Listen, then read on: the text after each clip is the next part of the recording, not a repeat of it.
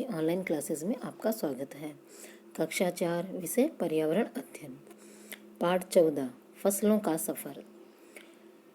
फसलों का सफ़र, सफ़र का अर्थ होता है एक जगह से दूसरी जगह जाना। जब हम एक गांव से दूसरे गांव जाते हैं तो उसको क्या कहते हैं, हमने सफ़र किया।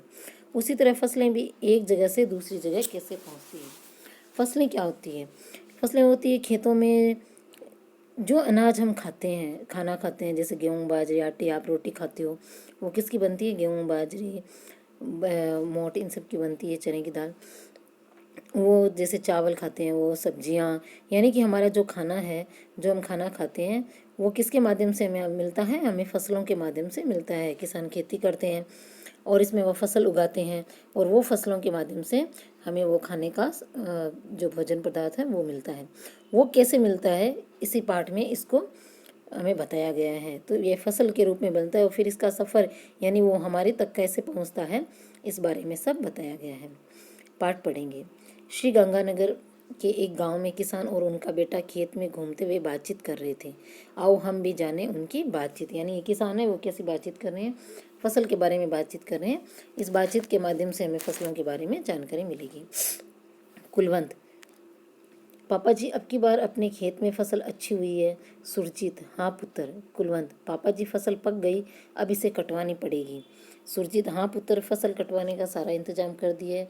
तू तो गेहूं निकालने के लिए थ्रेशर का इंतजाम कर दे। यानी कि ये फसल पहले बीज के माध्यम से उगाई जाती है, फिर ये उगती है और उगकर बड़ी होती है और फिर धीरे धीरे ये फसल पहले कच्ची होती है और पक जाती है। ये किसान जानते हैं कैसे पकती है। और पकने के बाद में फिर इन फसलों में हम देखते हैं कि जैसे ये देखो, सामने देख रहे हो, ये पेड़ के माध्यम से बनी होती है और इनके अंदर बीज के रूप में अन्न होता है और फिर इन अन्न को मशीनों के द्वारा निकाल कर हमारे तक पहुंचाया जाता है।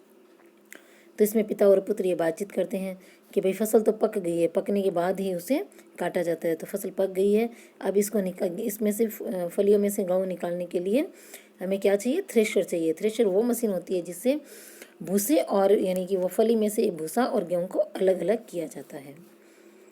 ये देखिए,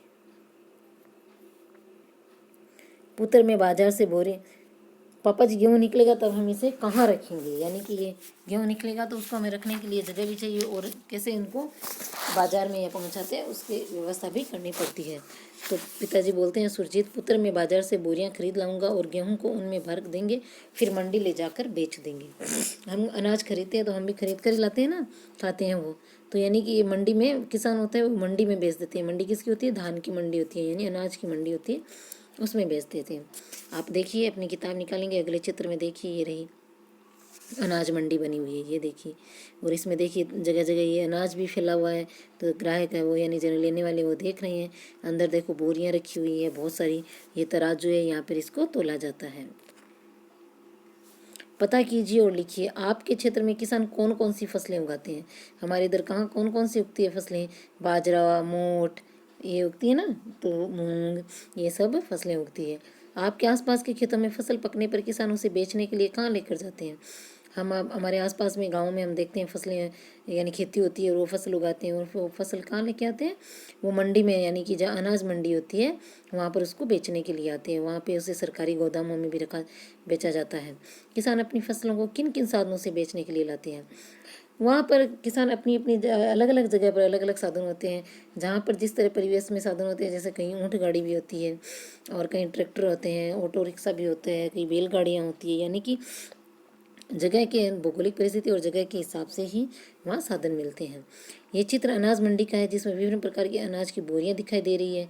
मंडी के व्यापारियों को ये अनाज किसानों द्वारा बेचा गया है।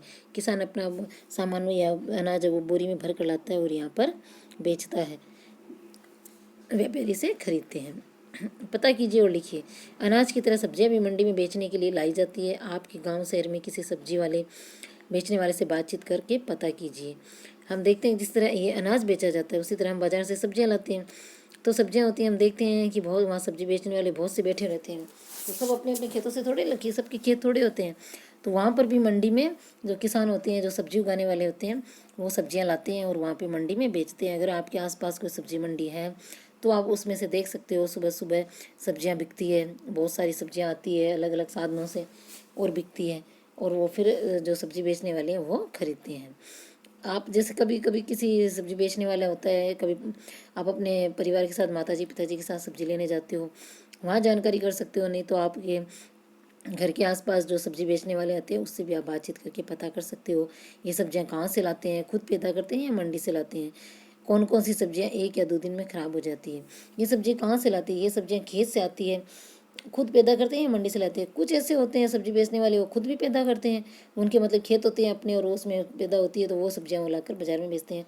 और कुछ सब्जी बेचने वाले ऐसे होते हैं जो दूसरों से, मतलब जो सब्जी बेचने वाले आते हैं उनसे खरीद कर सब्जियों को बेचते हैं।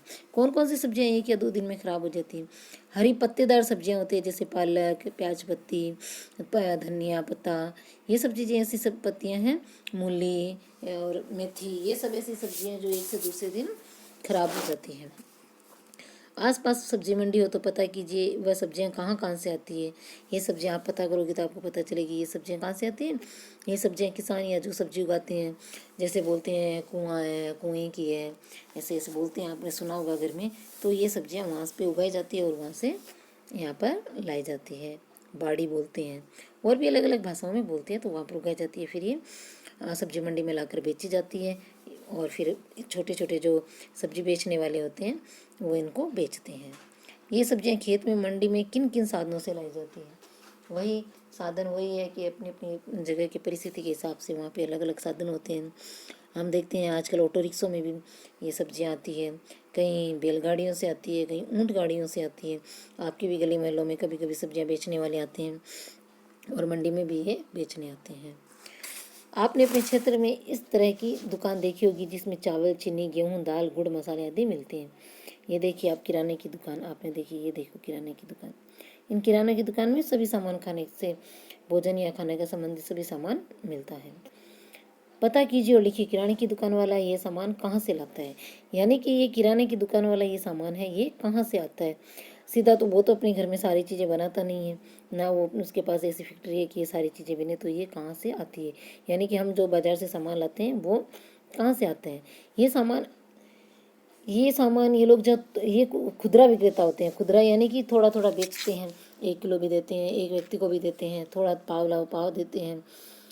तो ये, लेकिन ये कहाँ से लाते हैं? ये लाते हैं थोक विक्रेता। थोक विक्रेता यानी ऐसे दुकानदारों से लाते हैं जो केवल छोटी दुकान वालों को ही देते हैं, आम आदमी को यानी हम लोगों को नहीं देते हैं। और ये छोटी संख्या में नहीं देते हैं, ये साथ में देते हैं, जैसे बोरी 50 किलो या मतलब अधिक मात्रा में देते हैं, उसको बोलते हैं थोक विक्रेता। तो ये किससे लाते हैं? ये लोग थोक विक्रेताओं से लाते हैं और फिर छोटे छोटे रूप में इनको अपनी दुकान में बेचते हैं। किराने की दुकान वाले ये सामान कहाँ से लाते हैं? हमने ये समझा कि ये दुकान कहाँ से लाते हैं, ये थोक विक्रेता होते हैं वहाँ से लाते हैं। वो थोक विक्रेता होते हैं, उनके क्या होते हैं, ये भी उनसे एक तरह से चेन सिस्टम जुड़े रहते हैं एक दूसरे से देने वाले। तो ये कहीं फैक्ट्रियों से लाते हैं, कहीं जैसे कारखानों से लाते हैं, और इस तरह से ये सामान आता है। या मंडियों से लाते हैं, अनाज की मंडियाँ होती हैं उनसे लाते हैं, और फिर ये छोटे खुदरा विक्रेता होते हैं उनको देते हैं। अब आप समझ गए होंगे कि खेती से हमारे पास घर तक ये सामग्री कैसे पहुंचती है। देखिए नीचे दिए गए चित्र के माध्यम से भी हम समझ सकते हैं। ये देखिए सबसे ऊपर ये फसल, यानी कि खेतों में उगी हुई फसल है। फिर यहाँ से कट कर गेहूँ तैयार होकर कहाँ आता है? मंडी में आता है, सरकारी मंडी आता है। सरकारी मंडियों से फिर कहाँ आता है? ये थोक विक्रेताओं के पास आता है, यानी जो बोरियों में बहुत अधिक मात्रा में अनाज और लेते हैं उनके पास आता है। ये देखिए किस साधनों से आता है? ट्रैक्टर से भी आया है, बैलगाड़ियों से भी आता है। ये देखिए ये छोटे गाड़ी, किसी से भी साधन से भी आता है।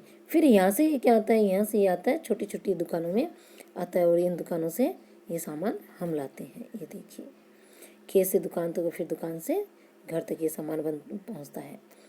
देखिए आप अपने घर में पिताजी से भी इनसे बारे में भी आप जानकारी कर सकते हैं। इस प्रकार हमने इस पाठ में भी क्या पढ़ा? ये पढ़ा कि फसल उगती है, फसल उगने के बाद कैसे उसकी पक जाती है, तो कैसे उसमें से अनाज निकाला जाता है। फिर इस अनाज को कैसे मंडियों तक, यानी कि किसान है वो व्यापारियों तक बेचते हैं। फिर ये व्यापारी है जो कहाँ तक? छोटे छोटे व्यापारियों को बेचते हैं। फिर ये वहाँ से हमारे पास आती है। और ये किन साधनों से एक स्थान से दूसरे स्थान जानी है, इसी तो सफ़र कहते हैं ना, फसलों का सफ़र। जब हम भी एक जगह से दूसरी जगह जाते हैं, हम साधन से जाते हैं ना, बस से, रेल से, कहीं पे टैक्सी से ऐसे जाते हैं ना, इसी तरह फसल भी एक साधन से दूसरे साधन से एक जगह दूसरे जगह जाती है, तो इसलिए इस पाठ का नाम रखा है फसलों का सफ़र।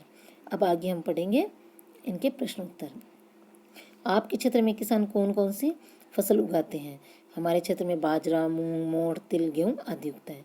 आपके आसपास के खेतों में फसल पकने पर किसान उसे बेचने के लिए कहाँ लेकर जाते हैं? अनाज मंडी में जाते हैं। किसान अपनी फसलों को किन किन साधनों से बेचने के लिए लेकर जाते हैं? ऊंटगाड़ी, बैलगाड़ी, ट्रैक्टर इत्यादि। वे सब्जियां कहाँ से लाते हैं?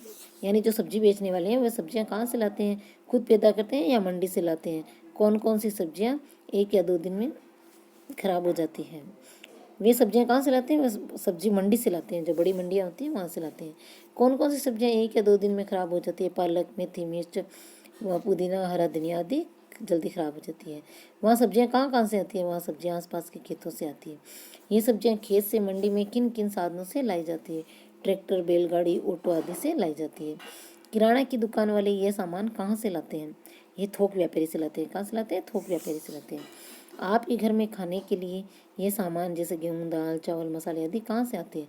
किराने की दुकान से आते हैं। इस प्रकार हमने इस पाठ में फसल के पैदा होने से फसल के हमारे घर तक पहुँचने के सफ़र के बारे में जाना पड़ा। धन्यवाद।